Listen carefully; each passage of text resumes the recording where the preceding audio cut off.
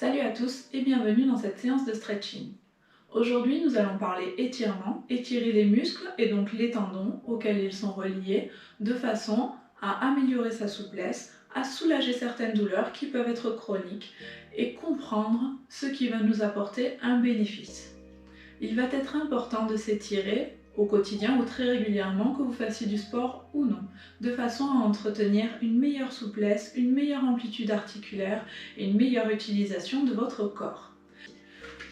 Enroulez les épaules, relâchez-les bien. Remontez les bras au plafond, inspirez. Essoufflez, ouvrez les bras sur le côté, amenez le menton à la poitrine et visualisez vos vertèbres. Enroulez-les les unes après les autres. Relâchez vos bras et descendez le plus bas possible. Si vous arrivez à toucher le sol, très bien. Sinon, pensez à bien relâcher la tête sans regarder le sol et gardez vos mains basses. Ici, on prend bien appui sur ses talons et on déroule doucement la colonne vertébrale dans le sens inverse. Là. On se redresse au maximum. Et ici, je vais vous montrer ce qu'on peut faire avec les vertèbres cervicales en haut.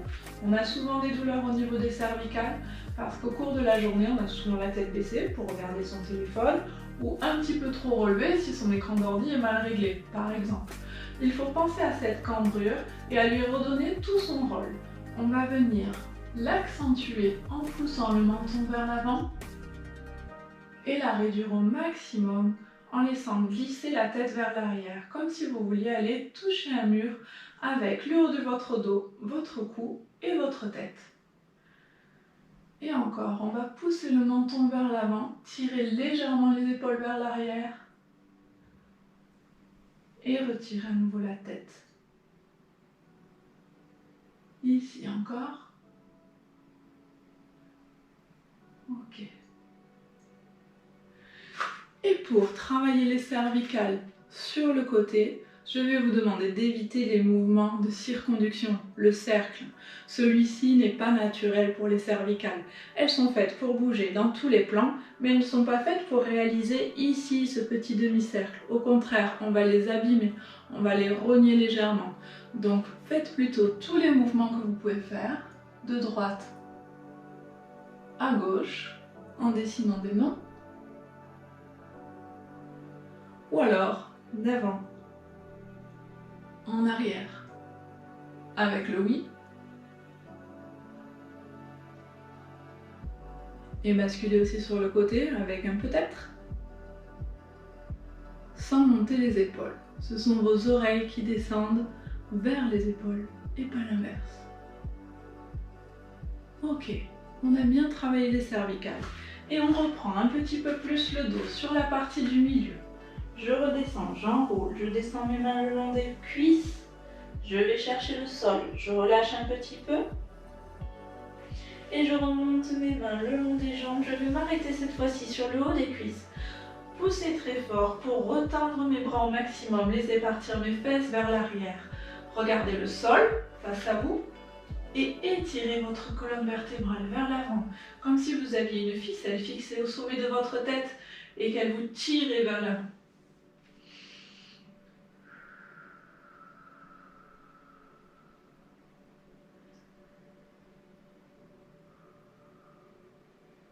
Bien, et on redescend.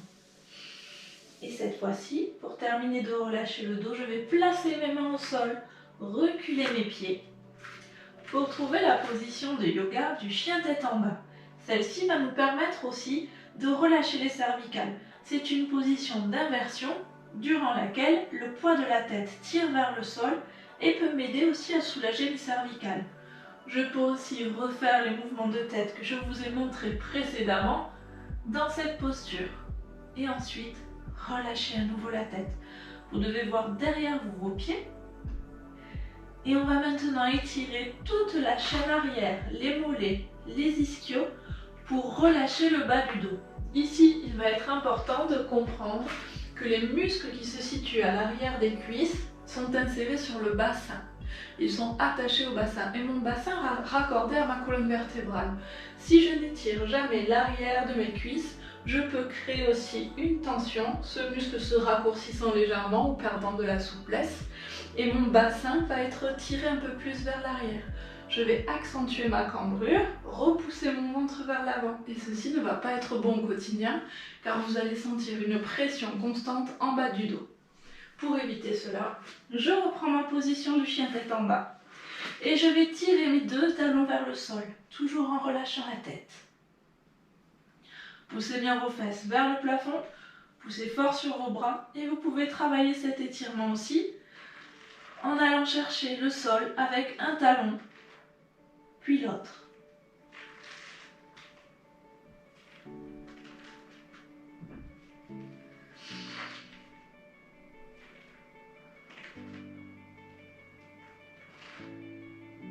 Bien, dernière phase pour bien relâcher une articulation située tout en bas du dos, juste en dessous de la colonne vertébrale. Il s'agit de l'articulation sacro-iliaque, toute petite articulation très peu mobile en bas du dos qui est parfois douloureuse aussi. On va venir avancer les pieds, rapprocher les mains des pieds et descendre les fesses vers le sol, ici. On va se redresser au maximum, on va ouvrir les genoux et essayer de retrouver le sol avec les talons. Voilà. Et ici, on va pouvoir créer un léger mouvement au niveau de la sacro-iliaque. On va essayer de soulager. Bien. Et pour remonter, pareil, en prenant toujours conscience de mes vertèbres, je vais rentrer la tête, resserrer les pieds, retendre les jambes au maximum et dérouler les vertèbres les unes après les autres. Bien, on peut rajouter une dernière inspiration et expire, relâche. Nous allons maintenant parler de deux groupes musculaires qui sont souvent à l'origine de douleurs sur le bas du dos.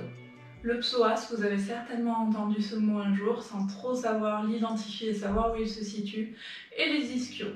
Les ischios, c'est un groupe musculaire qui se situe à l'arrière des cuisses. Un ensemble de faisceaux musculaires qui constituent ici ce qu'on appelle les ischios. Ils sont reliés au bassin, juste sous les muscles fessiers. Et ensuite, nous avons le psoas, qui est un muscle attaché à l'avant de la hanche et qui vient s'attacher à l'arrière ici au niveau de la colonne vertébrale. Il crée donc un arc sous mes abdominaux. Et celui-ci, quand il est douloureux, inflammé ou trop rigide, peut créer aussi des tensions qui vont venir raccourcir cet arc et donc tirer mon bassin vers l'arrière. Donc la première chose à faire, ça va être de relâcher un petit peu ce psoas et aussi en complément de bien travailler et bien relâcher les ischios. Pour relâcher le psoas, je vais venir me mettre à genoux et faire un grand pas en avant avec un pied. Et je vais laisser partir mes hanches vers l'avant et bien relâcher le bassin vers le sol. Vous devez sentir un étirement sur le haut de la cuisse, ici, et aussi sur le quadriceps, donc le reste des muscles qui sont situés à l'avant de la cuisse. Ici. Sans trop de douleur, hein. Pareil, je souffle et je relâche doucement mon bassin vers l'avant. Vous devez bien sentir cet étirement très haut au niveau de la cuisse, car ce muscle est aussi appelé le fléchisseur de la hanche. Il permet de relever les jambes. Si vous voulez aller plus loin dans l'étirement, vous pouvez placer vos mains au sol. Relâchez un petit peu plus le buste. Et vous pouvez aussi poser la pointe de pied vers l'arrière et relever le genou.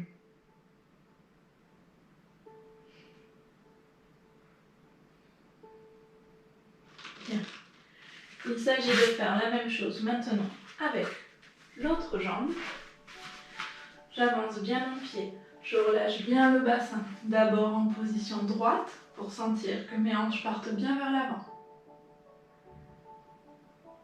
Et ensuite, j'accentue l'étirement en basculant vers l'avant et en posant la pointe de pied au sol pour relever le genou.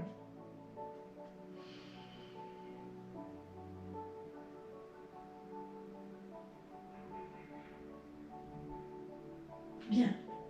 Vous avez un test très simple à faire pour savoir si votre psoas est assez souple ou pas. Comme c'est un arc qui est placé sous les abdos et donc relié sur le haut de la cuisse et l'arrière du dos, si vous n'arrivez pas à amener votre genou très fort contre vous et en même temps tendre la jambe opposée et la poser au sol, c'est que vous manquez de souplesse au niveau de cet arc.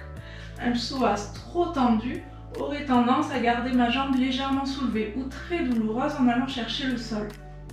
Voyez l'action qu'a le fait de tirer sur le genou. Vous voyez mon bassin basculer légèrement en arrière.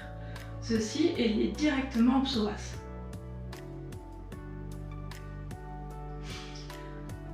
Vous pouvez rester ici un petit peu pour soulager de façon passive votre psoas.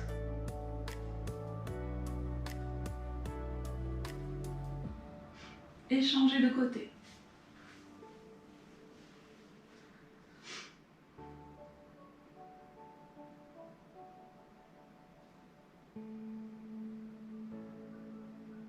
Bien, en complément, il va être important d'étirer également les ischios.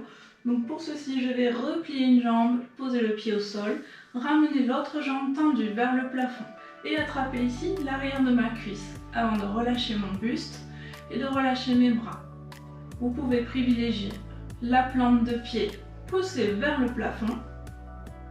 Et si vous avez du mal à attraper l'arrière de la cuisse, vous pouvez vous servir d'un foulard ou d'une ceinture que vous allez passer au-dessus de votre pied de façon à tirer la jambe tendue vers vous.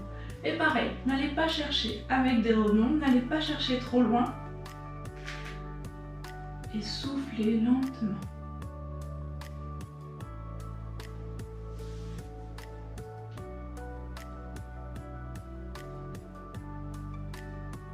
Bien, on relâche et on change de côté.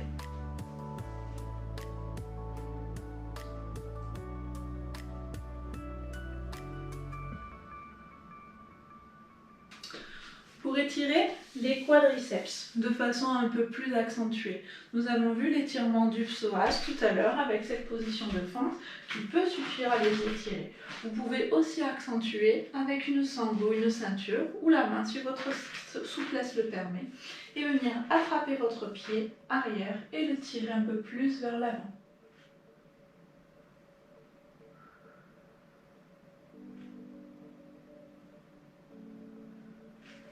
Bien, la même chose de l'autre côté.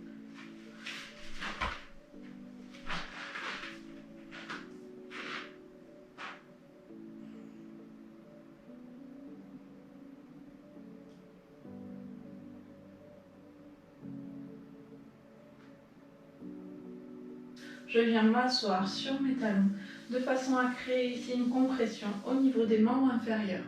Ceci va avoir comme autre effet de remonter légèrement ma circulation sanguine pour tout ce qui va être au-dessus du bassin.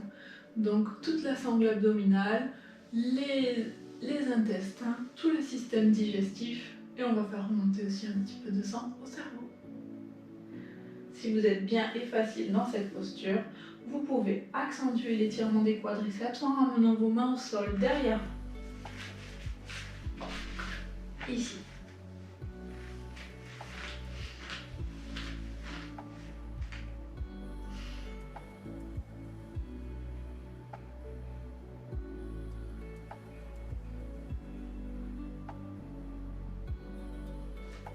Pour éviter certaines douleurs, comme les pubalgies, il est important de les préparer et d'entretenir leur souplesse. Leur rôle est essentiellement stabilisateur. Ils nous permettent de bien tenir en équilibre lorsque nous sommes debout. Mais dans certains sports, notamment comme le football, on va beaucoup les solliciter en ouverture et en fermeture. Ils vont être souvent sollicités et peut-être avoir des problèmes de tendinite au niveau de l'insertion. Son insertion se situant sur le bassin, c'est une douleur qu'on va situer au niveau de l'aile. Si vous souffrez de ces douleurs, pensez à étirer et à soulager vos adducteurs en les massant aussi régulièrement.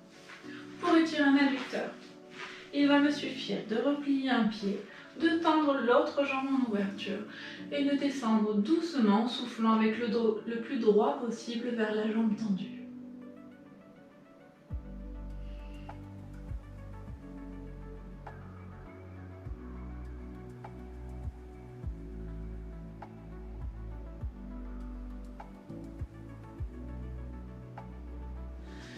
Et on va changer de côté. Ouvrez l'autre jambe, refermez et descendez doucement.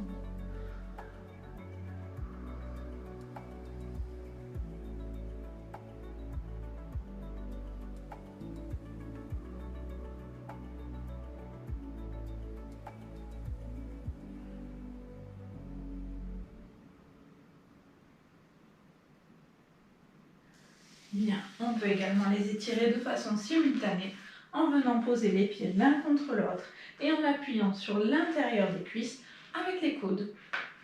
Pareil, essayez de garder le dos bien droit et soufflez.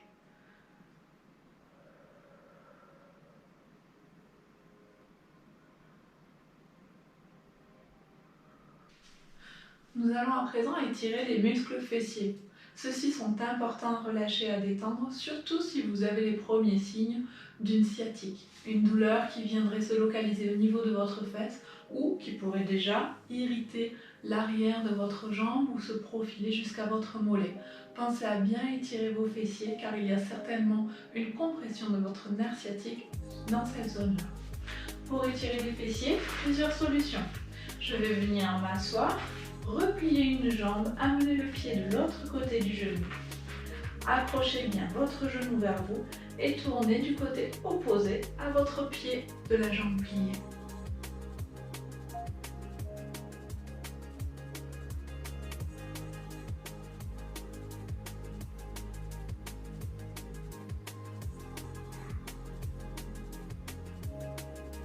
Bien, la même chose de l'autre côté. Nous avons terminé les principaux étirements, ceux qui vous amèneront du bien-être au niveau de votre colonne vertébrale et des membres inférieurs. Si vous voulez relâcher également un petit peu les bras et les épaules, pensez déjà à ce mouvement simple.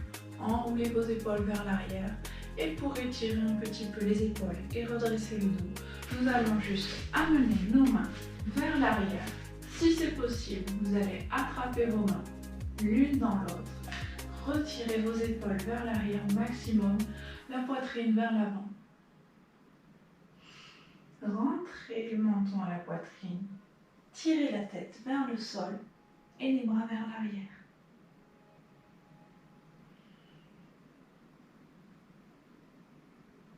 Bien. Et la même chose. En haut, j'attrape mes mains, je pousse les paumes de main vers le plafond. Je relâche toujours mon menton vers l'avant et je laisse partir mes bras vers l'arrière.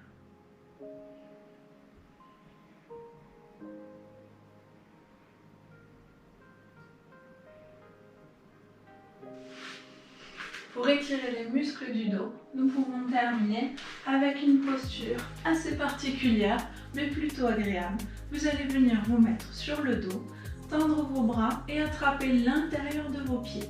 Et vous allez ensuite tirer vos jambes vers l'avant, vers l'arrière, d'un côté à l'autre, rouler vers l'arrière.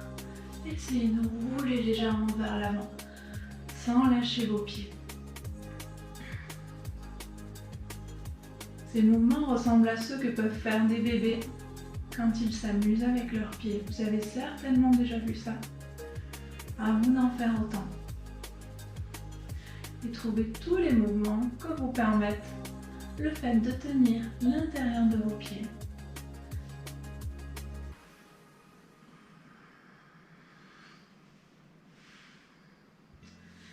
Et relâchez. Ramenez vos deux genoux à la poitrine et basculez légèrement vers l'arrière.